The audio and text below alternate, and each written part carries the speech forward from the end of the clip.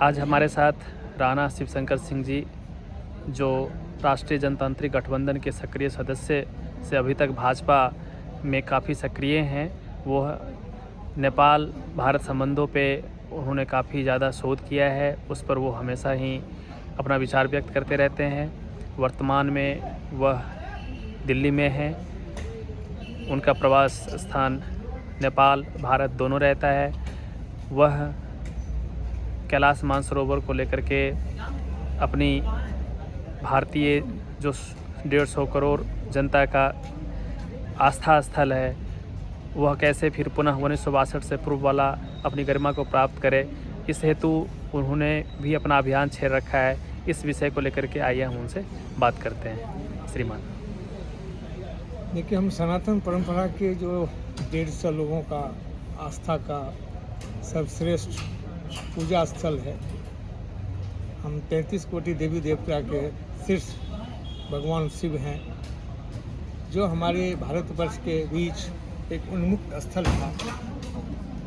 दुर्भाग्य हुआ कि 1947 में भारत स्वतंत्र हुआ और एक विभाजन की परिस्थिति में पाकिस्तान एक अलग हम लोगों से हो गया। लेकिन नेपाल, जो एक अधिराज्य के रूप में, हिंदू अधिराज्य के रूप में एस्टैब्लिश था और यूनाइटेड नेशन के सामने एक मॉडल ऑफ द सनातन कहिए, हिंदुइज्म कहिए, उनकी सरकार श्री 5 और श्री 3 सरकार के संरक्षण में कैलाश मानसरोवर का पूजा स्थल था। नेपाली आर्मी के देखरेख में था। सन 60-62 में भारत और चाइना का युद्ध हुआ। उस युद्ध के अंतर्गत हमारे तिब्बत को चाइना ने ऑक्युपाइड कर लिया। साथ साथ कैलाश मानसरोवर में आकर के उनकी सेना बैठ गई। उस समय नेपाली सेना अपने संरक्षण में रखा था। लेकिन हालात भारत और चाइना का युद्ध इस चरम उत्कर्ष पे था कि भारत शिकस्त खाने लगा और नेपाल अपनी परिस्थितियों से लाचार होकर के अपनी सेना वहाँ से वापस ले लिया। उस दौरान चाइना का सेना ने कैलाश मानसरोवर पर कब्जा जमा बैठा, जो कब्जा आज तक उनका बरकरार है।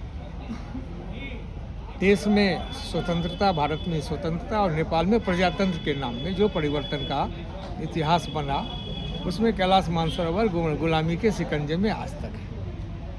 हम नेपाल और भारत के जो जनता है, आज तक हमने कोई ऐसा अभियान नहीं शुरू किया जिससे कि हम इंटरनेशनल कोर्ट ऑफ जस्टिस तक भी मुकदमा डाल करके और उस कैलाश मानसरोवर को वापस ले सकें। हम परंपरा से भारत नेपाल बेटी रोटी संबंध है। मेरा मामा घर भी वहाँ है, इसलिए हम 2 in 1 हैं। और हम इस पे विगत 14 वर्षों से अपना प्रवास नेपाल में रखते हैं, पोखरा में। और मेरे प्रवास के दौरान मेरा अध्ययन, मेरा रिसर्च, मेरा शोध जिस हिसाब से हुआ, वो हमने संघ प्रमुख डॉक्टर मोहन भागवत जी को बराबर अपडेट करते रहते हैं कि RSS राष्ट्रीय स्वयंसेवक संघ ने जिस तरह से भाजपा का मार्गदर्शन करके एक अभियान चलाया कैलाश मानसरोवर के विषय पर, उस पर बहुत सारा काम नहीं हुआ, सिर्फ अध्ययन ही हुआ है और अभी भी अध्ययन सिर्फ हो रहा है। लेकिन अयोध्या के बाबरी मस्जिद के सवाल पे, राम मंदिर के सवाल पे हमने विभिन्न तरह का मूवमेंट किया, सुप्रीम कोर्ट का सहारा लिया, जन आंदोलन किया। करते करते हमें उस पर कामयाबी मिली है। लेकिन कैलाश पे हमारी सरकार, हमारी हुकूमत, हमारे प्रधानमंत्री नरेंद्र मोदी भाई भी चुप रहते हैं। उस पर भी कोई प्रोटेस्ट नहीं लगाते हैं अपने स्तर से, न अंतर्राष्ट्रीय समुदाय के बीच कहते हैं कि हमारी पूजा स्थल है। अभी हमारी जोगी जी संभल में मंदिर ढूंढ रहे हैं, लेकिन कैलाश पे चुप रहते हैं। यह भी हमारे लिए दुखद बात है, जबकि वो गोरखाधीश हैं, गोरखनाथ की पीठाधीश्वर हैं। लेकिन हमारी हुकूमत, हमारी लोकतांत्रिक व्यवस्था से बने हुए प्रधानमंत्री, मुख्यमंत्री का अभियान उस दिशा में सकारात्मक रूप नहीं ले रहा है। लेकिन हम लोग एक गरीब घर समाज अभियान, सर्व समाज अभियान के अंतर्गत एक हस्ताक्षर अभियान चलाने जा रहे हैं, जिसमें हम लाखों करोड़ों हस्ताक्षर UN को देंगे कि कैलाश मानसरोवर हमारा धर्मस्थल है, उसको मुक्त किया जाए और चाइना वापस अपनी सेना वहाँ से हटावे और नेपाली सेना को वह सुपुर्द करे, यथास्थिति वहाँ बहाल हो, जो 1960 से पहले था। हम यथास्थिति की बात इसलिए कहते हैं कि हम भारतवर्ष के श्रृंखला में हैं। नेपाल भारतवर्ष के बीच एक अधिराज्य के रूप में, एक हिंदू किंगडम के रूप में एस्टैब्लिश था। 240 साल का इतिहास है वहाँ का।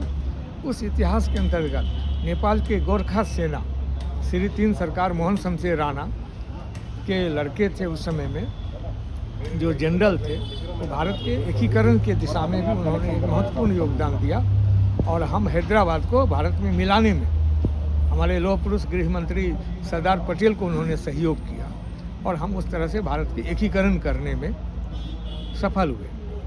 और नेपाल तो ऑलरेडी पहले से एकीकृत हो चुका था 22-24 राज्य को लेके। हम 2 देश, 2 परंपरा, 2 संस्कृति अपने आप में एक मजबूत स्तंभ के रूप में है सनातन में, हिंदुत्व के लिए, हिंदू परंपरा में, सनातन में। इस दिशा में हमें भारत नेपाल संबंध में विभिन्न तरह की उतार चढ़ाव की परिस्थितियों का हमें सामना करना पड़ रहा है। नेपाल मामले में हम एक विशेष जानकार होने के नाते हमारे पीएमओ और एमईए के लोगों के संपर्क में हम होते हैं। वो लोग अपना ओपिनियन शेयर करते हैं और हम रेगुलर इस पर अपना योगदान दे रहे हैं। हमारी सी परिस्थितियाँ हैं, देश में आंतरिक लोकतंत्र, भाजपा और राजग की सरकार है। विगत 10 वर्षों से हमने अपना कार्यकाल नेतृत्व किया है, अभी तीसरा कार्यकाल हम लोगों के नेतृत्व में चल रहा है। लेकिन दुखद है कि हम बहुत सारी कूटनीतिक परिस्थितियों में सकारात्मक नहीं हो रहे हैं और ये सारी चीज़ें हम लोगों को कहीं न कहीं प्रभावित करता रहा है। प्रभावित हम अपना विषय, अपने मन की बात प्रधानमंत्री को सुनाना चाहते हैं। प्रधानमंत्री हमारे साथ संवाद नहीं कर पाए विगत 10-11 वर्षों में। पहले हम भारत के प्रधानमंत्री चंद्रशेखर और विश्वनाथ प्रताप से बहुत करीबी थे। हर छोटे बड़े सवाल को हम प्रधानमंत्री चंद्रशेखर के साथ शेयर करते थे, जो देश हित से जुड़ा हुआ था, जो जनता के हित से जुड़ा हुआ था, और हमें एक सार्थकता भी मिलता था और हम काफ़ी हद तक देश को सबल और सशक्त राष्ट्र के रूप में देखते थे। एक समय आया था ईरान, इराक के सद्दाम हुसैन का वर्चस्व विश्व के क्षितिज पर था। हमारे पास 6 महीना का शासनकाल था। उस समय हम युवा संगठन के राष्ट्रीय महामंत्री थे रूलिंग पार्टी के, और हमारी भी एक विशेष जिम्मेदारी होती थी पीएमओ से प्रधानमंत्री के साथ डे टू डे हम संपर्क में रहते थे चंद्रशेखर जी के। 6 महीना के कार्यकाल में हमने सद्दाम हुसैन की वर्चस्व को साइज में लाने में अमेरिका और भारत की कूटनीतिक रणनीति से कामयाबी भी हमें हासिल हुई थी और सद्दाम हुसैन जो भी उनका वर्चस्व था वो अपने साइज में आया। लेकिन अभी हम 10-12 बरस के दौर से गुजर रहे हैं। चीन हमारे सामने विभिन्न तरह के परिस्थितियों के कारण एक बड़ा दीवार बना हुआ है और हमारी कूटनीति अभी विश्व युद्ध के दौर से गुजर रहा है। आज दुनिया में इराक और रशिया का वार चल रहा है और प्रत्यक्ष कहिए और अप्रत्यक्ष कहिए विश्व युद्ध में हम घिरे हुए हैं। विश्व युद्ध के प्रारूप और परिणाम का सामना हमने दुनिया कर चुकी है। हम चाहते हैं कि हमारा कैलाश मानसरोवर के दिशा में हम चाइना को प्रोटेस्ट करें, चाइना को हमारे प्रधानमंत्री लिखें, ये सनातन हिंदुओं का विषय है, इसकी यथास्थिति बहाल हो और जिस अवस्था में 1960 से पहले नेपाली सेना के सुरक्षा घेरा में, सुरक्षा देखरेख में कैलाश मानसरोवर था, उसको यथास्थिति बहाल होना चाहिए। इसके लिए हमारे प्रधानमंत्री को भी कूटनीतिक पहल करनी चाहिए और हिंदुत्व के विषय पे जो सनातन के विश्व समुदाय के सामने भी उनके विषय को रखना चाहिए। हम दोनों देश के नागरिक पक्ष इस पर अपने हस्ताक्षर अभियान के माध्यम से हम अंतर्राष्ट्रीय समुदाय से भी मांग करेंगे कि कैलाश मानसरोवर से चाइना का आर्मी वहाँ से वापस जाए और नेपाली सेना उसकी देखरेख में रखे। जैसे हम पशुपतिनाथ का दर्शन करते हैं, मुक्तिनाथ का करते हैं, सभी 4 धाम का करते हैं, वैसे सबसे शीर्षस्थ हमारा देव भूमि है कैलाश मानसरोवर और कैलाश मानसरोवर की वापसी के लिए हम हर संभव प्रयास कर रहे हैं, करते रहेंगे और मुझे सफलता भी मिला है, मिलेगा। हम धार्मिक रूप से भी अटैच हैं। 2019 में जब हम शिवरात्रि का दिन हमने एक पूजा अर्चना किया था करनाल में, हरियाणा में, भृगु ऋषि देव के सामने कि हमारा घर नहीं, हमारे देवों के देव महादेव का घर चाइनीज शिकंजा से कैसे मुक्त होगा। उस दिन गुरु भृगु ऋषि ने कोई संदेश युग फल में देने की जगह वहाँ पार्वती जी और हमारे शिव जी ने खुद डायरेक्ट संवाद किया। कहा मेरे नाम का शिवशंकर आत्मा जो मेरे भूमि की मुक्ति का प्रयास कर रहा है, पूजा कर रहा है, यह भारत के वश में नहीं है।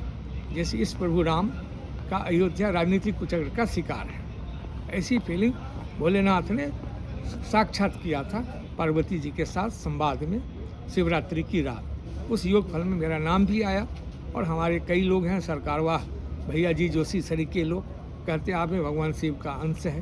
आपका नाम ही नहीं, आपके भगवान शिव का भी अंश है। तो आप भगवान शिव का अंश मनुष्य रूपी जीवन में यदि हमारे ऊपर है तो हम उसकी मुक्ति के लिए राष्ट्रीय अंतर्राष्ट्रीय स्तर पर पहल कर रहे हैं कि वह भूमि वापस कैलाश मानसरोवर उन्मुक्त हो। इस दिशा में हमारा प्रयास है और मैं चाहूँगा कि देश के प्रधानमंत्री नरेंद्र भाई मोदी जी और गृह मंत्री अमित शाह जी यथाशीघ्र इस विषय पर हमसे संवाद करें और इस संवाद के जरिए हम इस दिशा में सफल और शांति दूत की हैसियत से मेरा नेपाल में योगदान है और हमारे योगदान से वहाँ के जो राजनीतिक दल वाले हैं सभी लोग प्रभावित हैं और हमारे विचार को मानने के लिए तैयार हैं।